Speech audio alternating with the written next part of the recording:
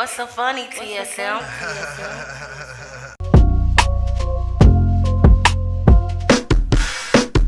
I've been raising awareness, protecting the kids. Homie, you know what it is. It's college protecting against a disaster. In case a disaster come here, that's what I said. In case you ain't here, get the blessing all these children. Against violence and disaster, we protecting all these children. We are the children protection. We are the world's protection. We are the children protection. We are the world's projection. We are the children protection. We are the world's projection. We are the children protection. We are the world's projection.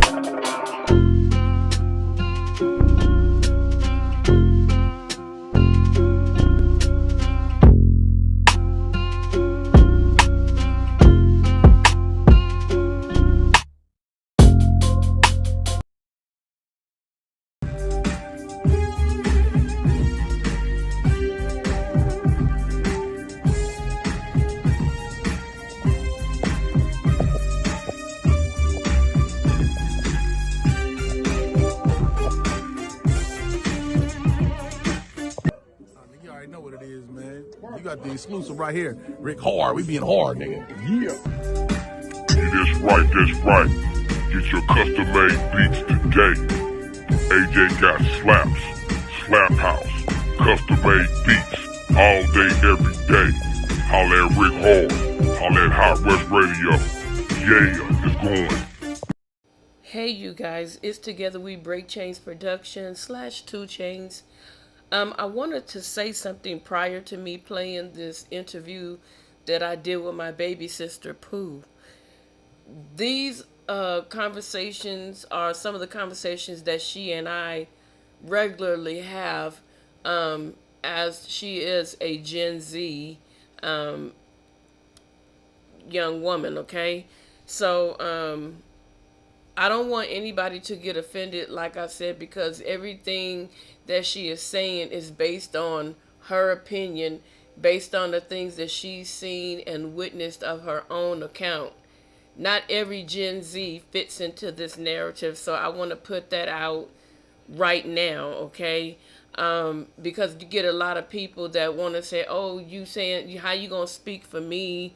And they missed the beginning part where we're saying that we're not referring to everybody. This is based on her own experience. But one of the things I want to say about my sister Pooh, she is very, very popular in her Gen Z circle, excuse me. So a lot of stuff that she's talking about, we're not talking about 5-10 people. We're talking about thousands of people that she knows, okay? Very popular where she is, where she comes from. So she sees a lot of this stuff all the time.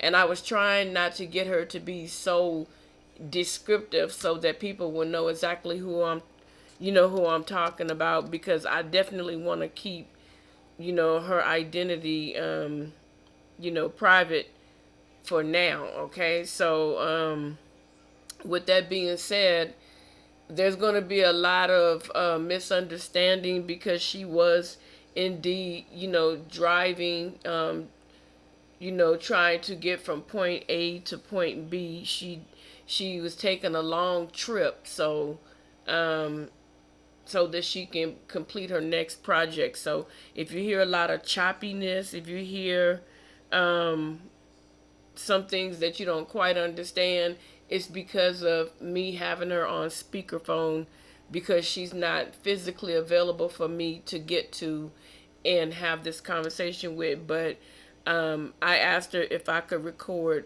a piece of conversations that we have on a, normal basis, because she and a lot of her friends are in the Gen Z generation. So with that being said, you guys, don't come into it listening being so judgmental. Just hear it from just the perspective of a Gen Z. And again, we are not referring to every single Gen Z, okay? So in advance, thank you guys for listening. And I'm going to say it again, don't forget to hit that like button, that post notification bell.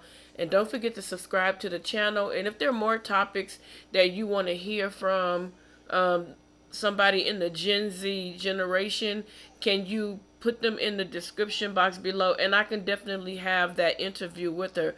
But I also made a mistake because I said if you want to interview her later, she was like, no, I don't know people like that. I'm not comfortable with interviewing with just anybody as of yet. So if there's any questions that they want to ask me pertaining to Gen Z from my perspective and the thousands of people that I hang around, then I can go ahead and answer that, the best to my ability. But it's coming from her own perspective. She's calling back, so let me go. Hey, you guys, what's going on? It's Together We Break Chains production / 2 Chains. So what's going on, you guys? You know what? I've been hearing a lot on the internet when it comes to Gen Z. My baby sister, I asked her if she can give me some information. This is not everybody's opinion, but I was able to sit down with somebody that is calm and that is not judgmental, that is not angry, that's not bitter, that's not in this war, but knows a lot about the Gen Z because she is in the Gen Z and her friends are a part of Gen Z. Right now, you might hear some noise because my baby sister is hard at work. She's driving right now, so it may break in and out. So if so, please forgive the noise. Please forgive the breakup. But I had to catch my baby girl, in motion, okay? So, baby sis, what's going on? Hey, how you doing? I'm okay. That's good. So, I wanted to talk to you about the Gen Z generation, sis. Because you're coming I'm interviewing you because you're not aggressive. You're the type that wants to learn, that wants to share, that wants to give insight on some of the things that you know about Gen Z, and I appreciate that. So I have a question that I want to ask you. My first question is, what is the problem between the males and the females in the Gen Z? Speak on the females and then try to speak on what you know as far as the males, because I know you got a lot of male friends. Go ahead, sis. Females today, they get hurt bad, and they scared. They want to be loved, but they scared because they don't want to be hurt again. But they take that same toxic from the man that hurt them, and they put it in a new relationship, and then everything go wrong. You're supposed to give people an opportunity to show you who they are. First and foremost, everybody needs to stop sleeping with everybody right away and get to know who you're dealing with, so therefore you can know what you're dealing with. Me, personally, myself, I don't even have sex. I talk to men that I want to see where they head at. I want them to reveal themselves before I go any deeper. And once I start finding red flags, man, kick them to the curb. Okay. People are not fully understanding who they're dealing with, and they don't know who they're dealing with. They just feel like, oh, because he got a nice car, or oh, because this person got a job, or this person got a lot of jewelry, or this person's, flashing money. All that is an illusion that they create to get females. And once they get you, the real them come out, and who they truly are, and it's too late. Now you stuck with the person. Okay. So what you're saying is that, you got hurt people running around repeating the same hurt cycle, creating new victims. Is that what you're saying? Yep. Okay. So, I've been listening to a lot of the young men in the Gen Z, and they are, what's that girl that Kanye West got upset about that his daughter dressed like? Ice Spice. Okay, so I hear a lot of young men. I go to multiple channels to try to support, and they are promoting the spicy Latina, and they have a lot of mean things to say about today's Gen Z black women. What do you think? Okay. What do you think about that? Well, I think we shouldn't tear our culture down, for one. For two, there's a lot of hurt women. We're not just talking about African American women. We're talking about all cultures of women. Latino women, they're hurt. African American women, they're hurt. Asian women, they're hurt. Indian women, they're hurt. It's a lot of hurt women, and hurt women, they deal with their problems how they deal with their problems. Some of them can hide it. A Latino woman, she can hide it really good. And some of them, they are workers. They don't really talk back because they want to get what they want out of a person. And once they get what they want, they got to play the game better than African American women. And once they get you, and you put a baby in them or you marry them, they tap into your finances. And they'll play the cards so good. They'll play it so well. Okay, so because I hear that a lot, and I know that when I was coming up, and you and I spoke about this, how you know, some black women, and I'm not speaking for everybody, so everybody, we're not speaking for everybody, we're speaking in general on some of the things that we notice. So when I was growing up, and you and I spoke about this, that when a black woman, African American woman, gets into a relationship with a man of another race, you don't really hear them or see them trashing black men to other races of men, because that man from another race is not focused on what happened between you and the black man. I'm speaking from knowledge. I mean, not knowledge. I'm speaking from me, because I dated outside of my race, and I never got really asked why you don't go to your own race of man. And when I did get asked that question by the family member, I just said simply, you know, we didn't see eye to eye. You know, that's all it was. But the people in the group that I was in, we didn't sit around and trash black men to the race of men that we chose outside of our race. Why is it that I find out that black men are literally trashing black women to other races of women? Because black men, period, they deal with hurt differently from women. Women, we emotional, we cry, we eat, we get stuck in depression. Men, when you hurt a man, it's a whole different level of hurt. They are more the females. They act like females when they get hurt. Women, we get hurt, we know how to kind of cope with it. Men, they go and bash females. They go make posters and talk about females on social media, talk about us in their songs and their lyrics, and they try to put us as if we're a bad person.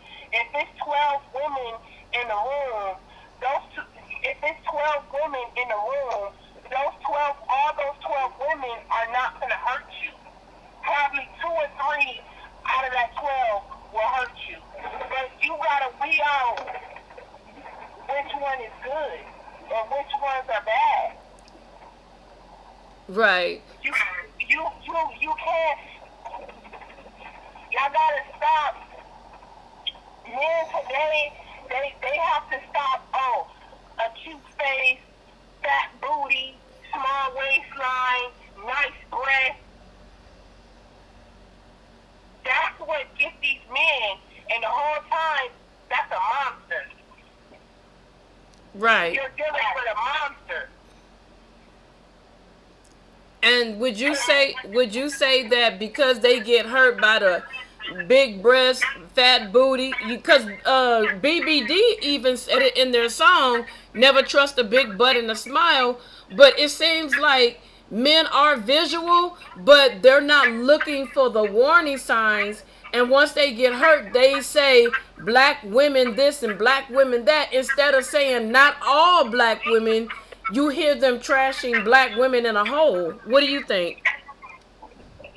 What I really honestly think about that, I really, because men are not paying attention. You have two heads that you supposed to, men have two heads. They have a head down below and they have a head at the top. They're not thinking with the head at the top. They're thinking with the head below. And the head below is what gets them in a lot of trouble. Okay, so my next question is, why is it that men, when they get these, I heard this one guy say it, he called them wild hyenas, for ghetto girls as they want to call it. Once they get these girls, the baddie, the bad bitch, all that, once they get them girls pregnant and then child support come into play, now the guy is mad. What is your take as a woman when you hear your friends talk about child support and the man not wanting to pay? Try to give me some insight from Gen Z. Because men are looking at a big butt and a smile, and they not really studying that woman. Because when a man get intimate with that woman, he not thinking about the future. He's thinking about the moment, and then that very moment could cost him going into his check, going into his finances, and he wish he can go back and rewind the time. But at that moment of pleasure, it was feeling good. That that little 10 minutes of pleasure cost you everything, and they not thinking like that. They don't think like that till 9 months later down the line. Like, dang, I wish I would have pulled out. Dang, I wish I never would have met her. But y'all looking at these ghetto girls, they're ghetto. Every black woman is not ghetto. There are ghetto women, but you have some nice upper class black women. You have black women that go out and work, grind, stack their money, go home, cook, clean up. You have women like that, and then you have the women that just want to party, that just want to pop pills, that, you know, they just want to throw their thing a party. And dudes, they love to hood rat. And when you get caught up with one, and now you got her pregnant, what you think she gonna do? She a hood rat. Right. So now sorry. So now they're mad about the child support, and the woman is, as they call it, asking for more and more and more money. Yeah, because you gotta look at what you was dealing with. You was dealing with a hood rat. That's what they're gonna go after. They're gonna go after your money. A hood rat is to sabotage you. But y'all don't want to get the girls that work, that go to school, that's trying to do something with their life.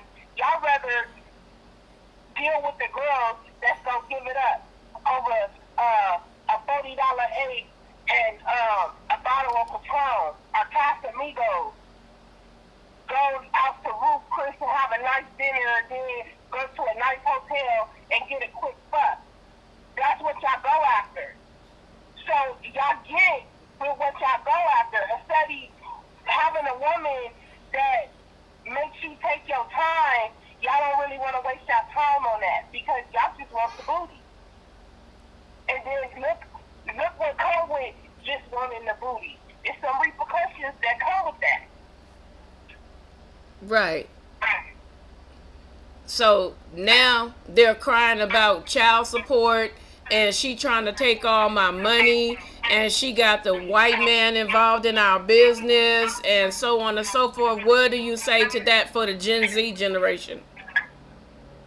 Well, this generation is all messed up because they rap about it in a song, they put it in a lyric, and then it's just like, it's hypnotized. These girls are hypnotized by these artists that's out. Cardi B, Megan Thee Stallion, you know, Nicki Minaj, the City Girls. They are all hypnotized by those lyrics, and they try to live their life like these girls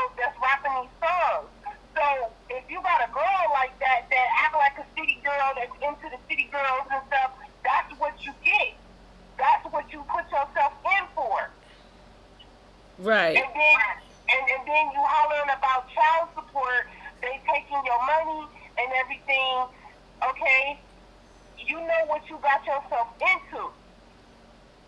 They getting a white man involved. That's the thing right there. You get a man with some money, have a baby with him, send him to court, make him pay child support.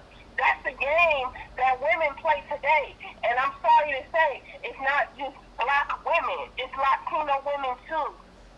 It's white women. It's Asian women. Yes. It's all nationality of women. It's a game that women play. And women know men are hard up for some booty.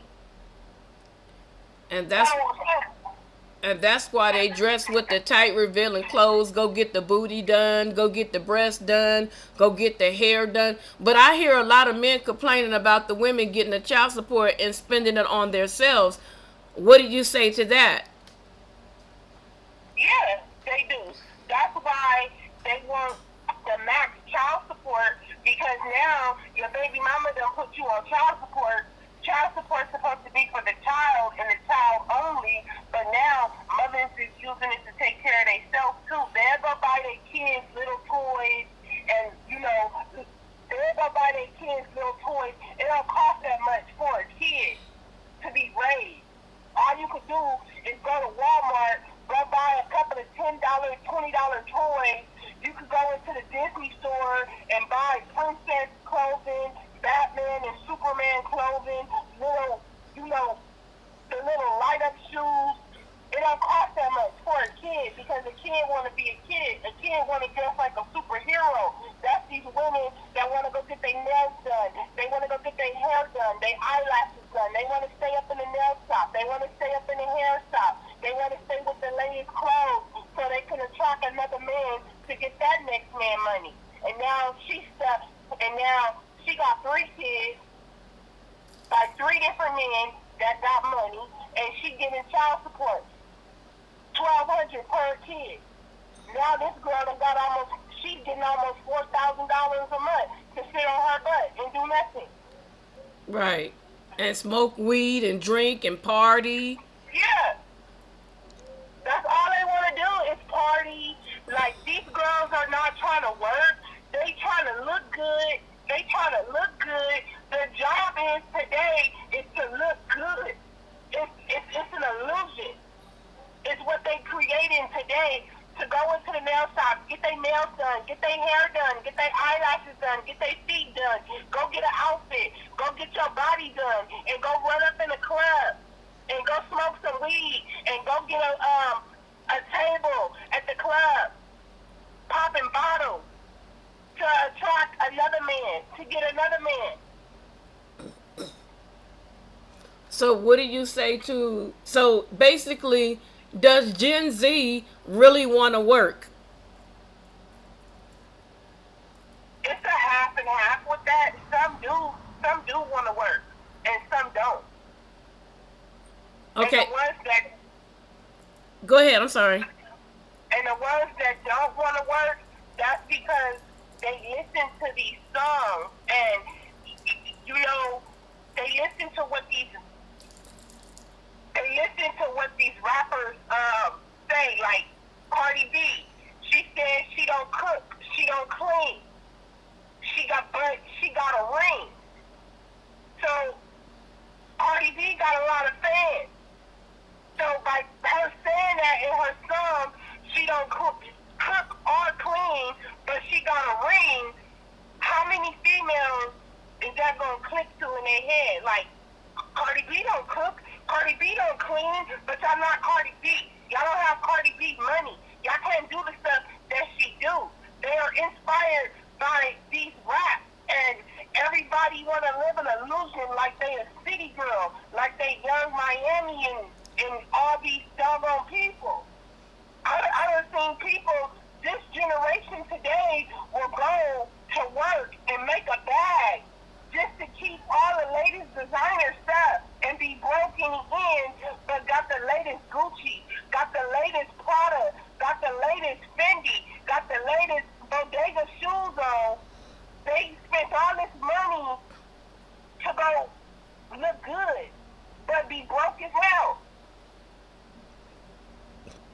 Okay, so So I understand the bodega and all that stuff. So do the ones that don't want to work, are they looking for the easy road? This is the Gen Z I'm talking about. Not everyone. You see, she said not everybody. So keep your disrespectful comments to yourself, because she said not everybody, and she continued to say not everybody. Okay, so we're speaking to those that don't want to work. But what about the ones that you know of, that's living in low income, and the things that they're gaining? I mean, I want to hear about that, because I see it all the time.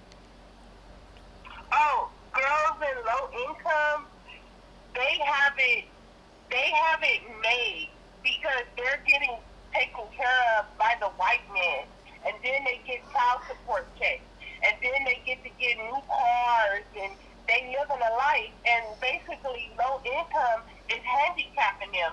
They don't want to work because they're handicapped. They got what they want. They got a low-income apartment.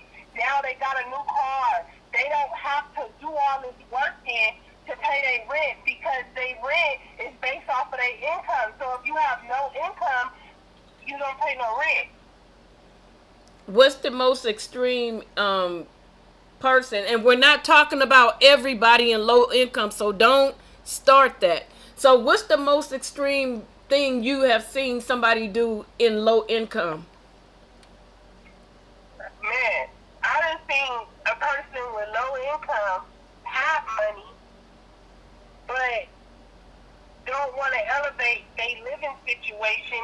They want to stay at where they at because they don't want to pay regular rent. They don't want to pay water. They don't want to pay trash, because that's extra bills. They're spoiled by the white man to take care of them. Let's say the government.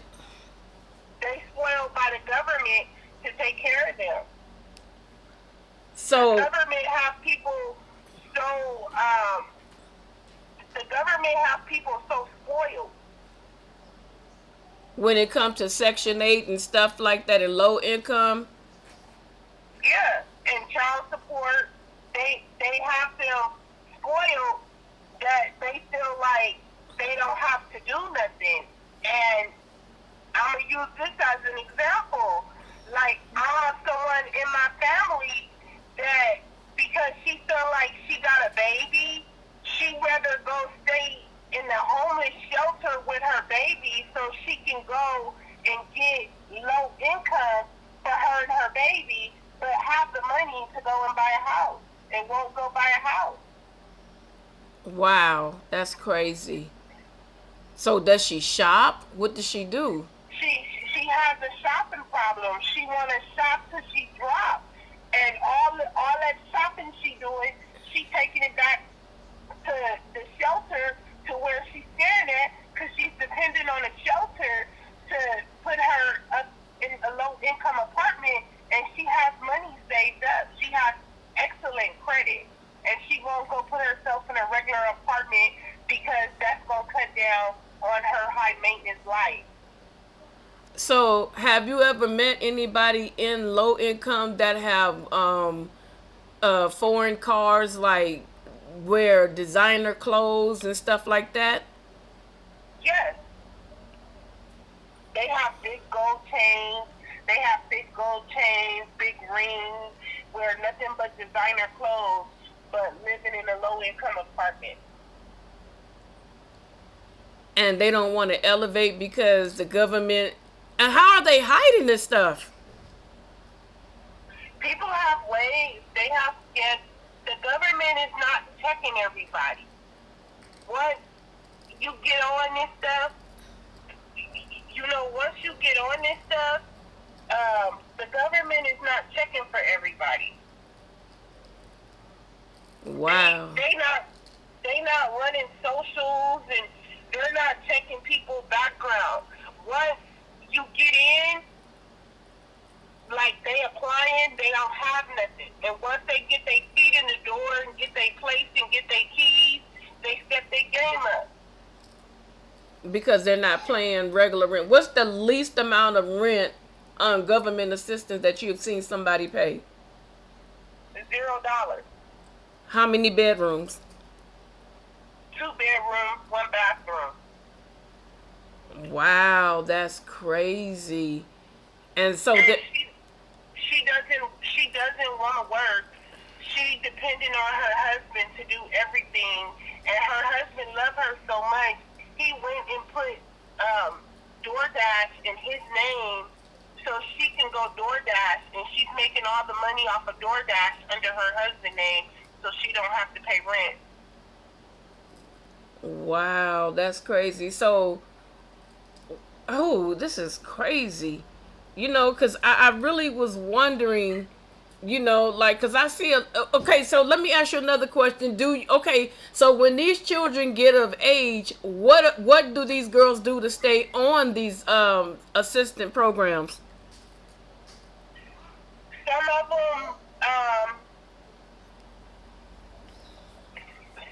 of them will have.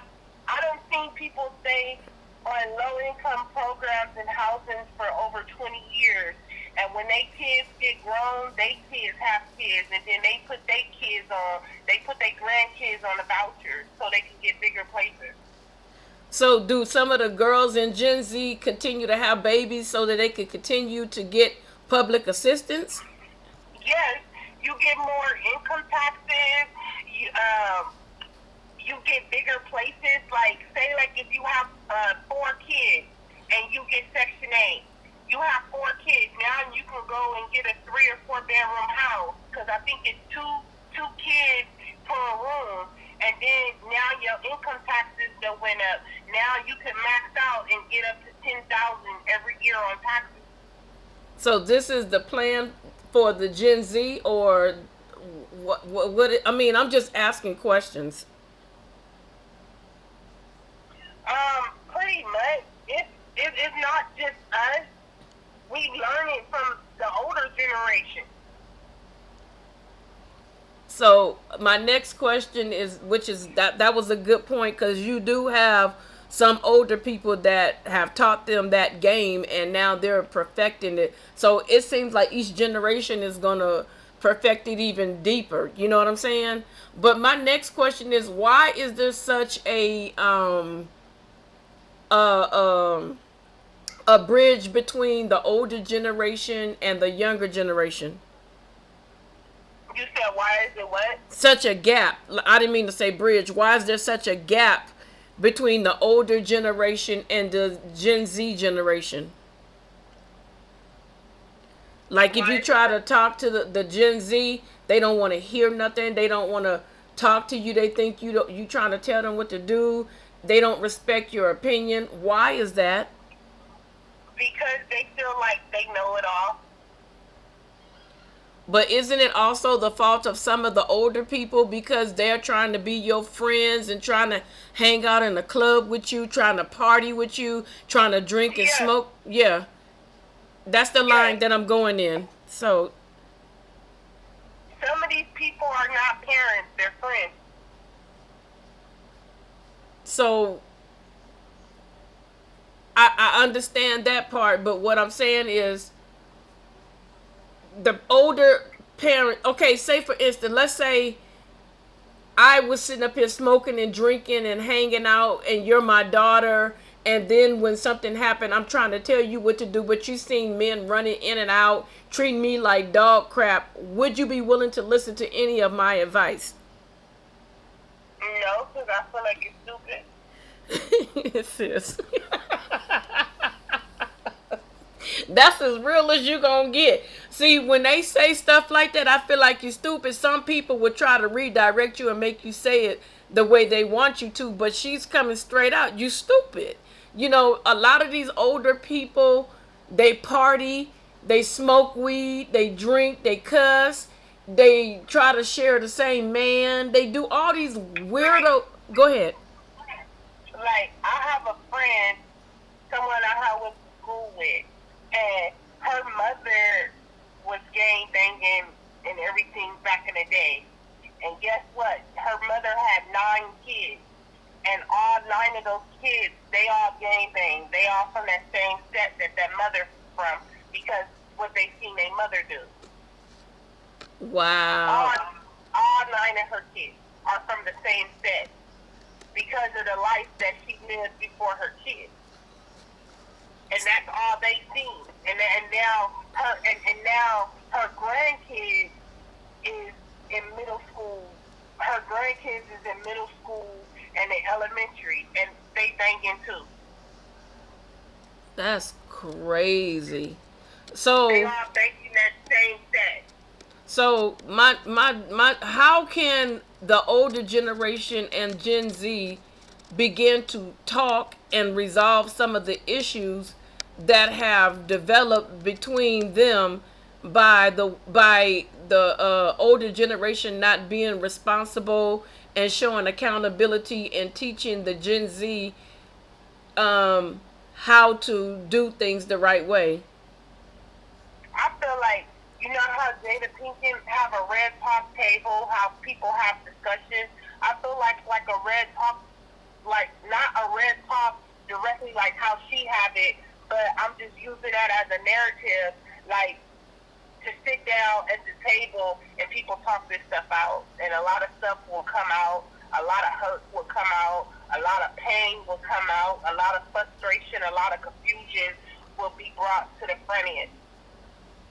So you think because I see it in my me being older than you, baby sis, what I see is that a lot of older people are not going to be receptive to listening to you tell me that I failed you. You get what I'm saying? They're not going to want to hear that. They're going to want to shut down. They're going to want to walk away. They're going to want to talk over you. They're not going to want to hear what you have to say. And I think that's going to be the first problem to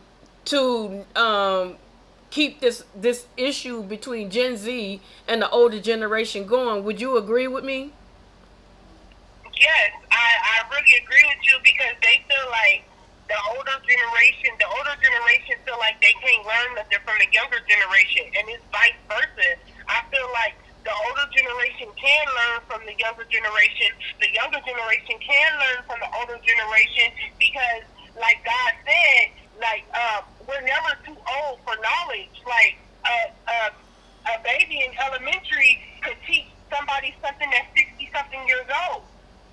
That's true. That's true. 100% true.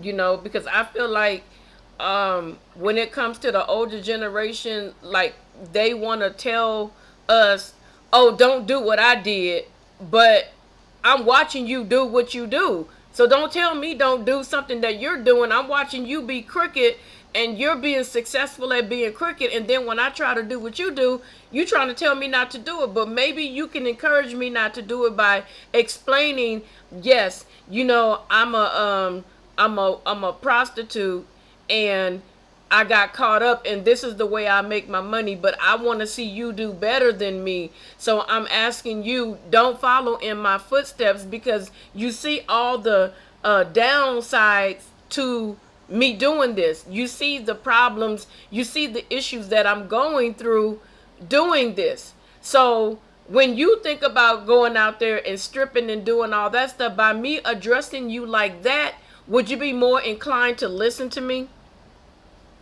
Yeah. Why would you be more inclined to listen to me? Is it the way I said it? No, I would want to listen to you, because now I feel like I have something I can relate on. No, not on the relation. I'm saying, okay, I get what you're saying. Sis. I kind of lost the ball. Okay, so what I'm saying, like to a lot of Gen Zs that may listen to this, what I'm saying is, and the older people, what I'm saying is, if you make an approach and say, you know what, the boy that you're dealing with, I have some like reservations about him. It's something about him. I'm not telling you not to date him, but what I'm saying is, it's something about him. I can't pick it out, but I want you to be aware. Don't let your guards down, because I don't want you to get hurt. I don't want you to make the same mistakes that I made. But this person, there's something about them that's disturbing me. I just can't figure out what it is. Would you be more willing to listen to me as your mother approaching you that way about a boy that you like, or would you be willing to listen to me if I said, okay, you keep messing with that little nasty boy, he gonna pump you up and leave you? Which one would you receive better, A or B? B. You mean A, baby girl? I think you got mixed up on me. A was the one be telling you I have a bad feeling about him. Oh, yeah, B. No, that's B. A. That's A. B was. You know what I think, because you driving and stuff, you didn't hear me quite all the way. A was. I should have said that in the beginning. That's my fault. See, I know when to correct myself. That was my fault that you didn't understand. So what I'm saying is, if I was to say A, daughter, you know, the young man that you got, he's cute, he's nice, but you know, I don't get in your business, but it's something about him that I can't put my finger on. It's just something about him I'm not feeling too comfortable with. I want you to be careful with him. I know that you like him, but baby girl, please don't let your guards down. Keep mental notes, because I want you to be able to catch it for yourself. But as a mother, I'm going to be concerned about you. But as your mom too, you're an adult, and I'm going to let you do what you do. B is, you better leave that little boy alone. He going to knock you up, leave you, and then you're going to be sitting there looking stupid thinking, I'm going to watch your damn kids. It ain't going to happen. A or B would be, you'll be more willing to listen. Yes, I would listen to A. Okay. And I think that's the, I'm sorry, baby, go ahead. A lot of people wouldn't listen to A. But let me tell you why.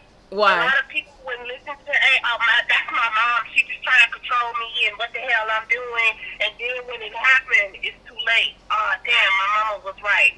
Because mothers have this feeling already when a guy comes, if that's a good or a bad person. And how many mothers done told their daughters, or how many mothers done told their sons, something about this person, you shouldn't deal with that person, but because, oh, I'm grown, my mama just trying to run my life and tell me what to do, we don't listen. I think that's universal, not just Gen Z. I think that's universal. So,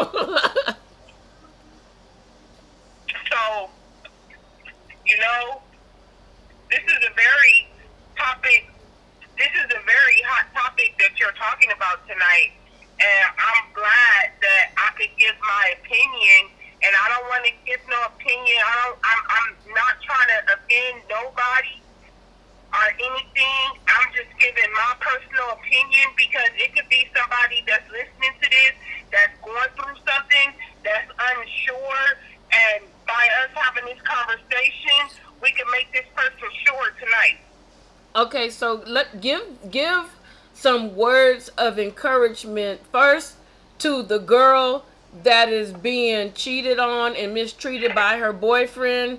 Then give some words of encouragement from a woman's perspective to a young man that is being mistreated by a woman that he chose to deal with. For the women that's going through something, I was going through something. I went through something. I had a man that tried to break my self-esteem down. And my thing is, I want you to look at yourself every day in the mirror for the next 6 months. Wake up and tell yourself that you're beautiful. If nobody tells you that you're beautiful, you don't need validation from everybody. You look in the mirror and you tell you to yourself, and you talk to yourself, and you say that you're beautiful, I'm strong, I'm courageous, and I'm going to get through what I need to get through, and pray and ask God to remove that man up out of your life. You can love a man, but that man's still not treating you right. You can love a man, but you can get away from that man that's cheated on you and mistreating you. You can get away from him. And how you know, I'm using myself as an example. I was praying for God for a breakthrough. God wouldn't give me a breakthrough because I had the wrong man in my life that kept treating me bad, over and over. And he thought it was funny, and he thought it was a game. But the man, I stepped away from that man, God start moving in my life. Y'all pray for God to move in your life, but God can't move in your life if you got the wrong man in your corner trying to tear you down while God trying to build you up. Woo. So stay encouraged and pray every day. It's going to hurt when it's time for you to leave that man and you finally say, you know what, I'm not going to deal with this. I'm a queen. God said I was a queen. God said that I'm beautiful. Wake up. Go to the nail shop. Go get your feet done. You don't got to go rock all this designer stuff. Go get you a little $10 outfit from DD's or Ross and fix yourself up. It don't cost that much to fix yourself up. Don't let that man tear you down. And then you get away from that man, God will put a new man in your life that will be greater to you, that will treat you better, that will wake up and tell yourself that you're beautiful. You have to wake up and tell yourself that you're beautiful. Don't look